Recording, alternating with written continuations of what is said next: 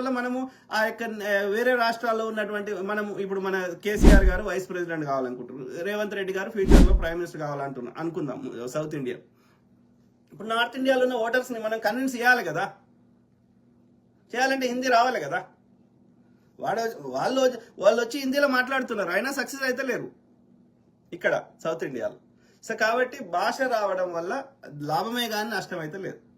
ఇప్పుడు అమెరికాలో ఇంగ్లీష్తో పాటు స్పానిష్ నేర్చుకుంటారు, ఫ్రెంచ్ నేర్చుకుంటారు, జర్మన్ నేర్చుకుంటారు, అర్థమైందా?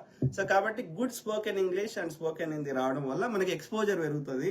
సో మనకి జాతీయ స్థాయిలో కానీ అంతర్జాతీయ స్థాయిలో కానీ మనము కంపీట్ కాగలుగుతాం. ఓకే, అదొకటి.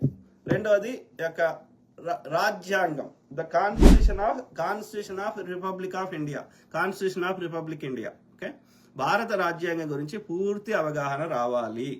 అన్ని ఆర్టికల్స్ ఒకటేసారి నేర్పించడం సాధ్యం కాకపోవచ్చు, కానీ ఒక అప్ టు హయ్యర్ ఎడ్యుకేషన్ వరకైనా సరే ప్రతి ఏ లెవెల్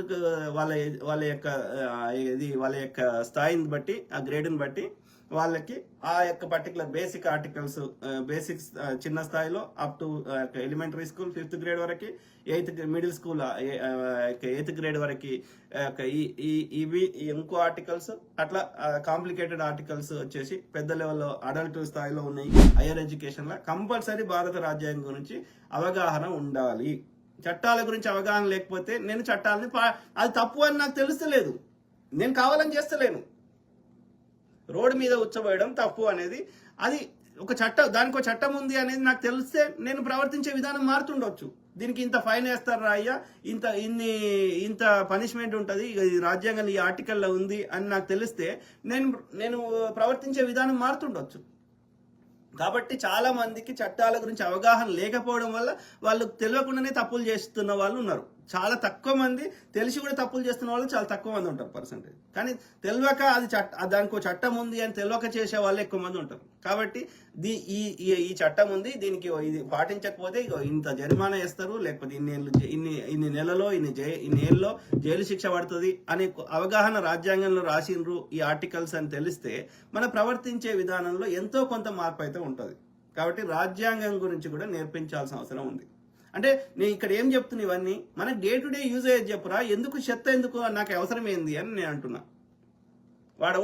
వాడెవడో చాణక్యుడు ఏం పీకిండు మాకెందుకు, దాంతో మాకు బువ పెట్టదు కదా. అది మాకు యూజ్ అయ్యేది డే టు డే లైఫ్లో, అది నేర్పించు, సింపుల్.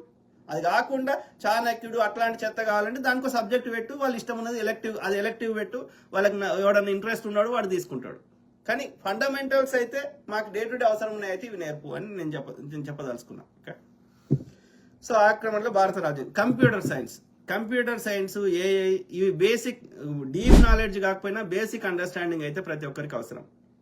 అర్థమైందా? ఈ రోజులలో కంప్యూటర్స్ సైన్స్ బేసిక్స్ లేకుండా, ఈ స్మార్ట్ ఫోన్ వాడడం తెలియకుండా, యాప్లు తెలియకుండా, ఇవి తెలియకుండా రాబోయే రోజుల్లో మనం బతకడం సాధ్యం కాదు.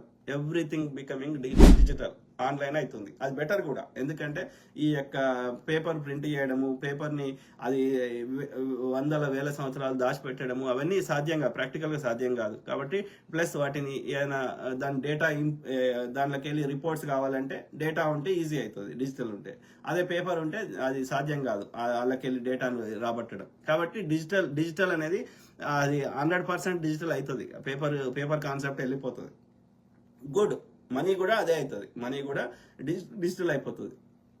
సో పేపర్ అనేది తగ్గించుకోవాలి, అది అన్ని రకాలుగా లాభం. సో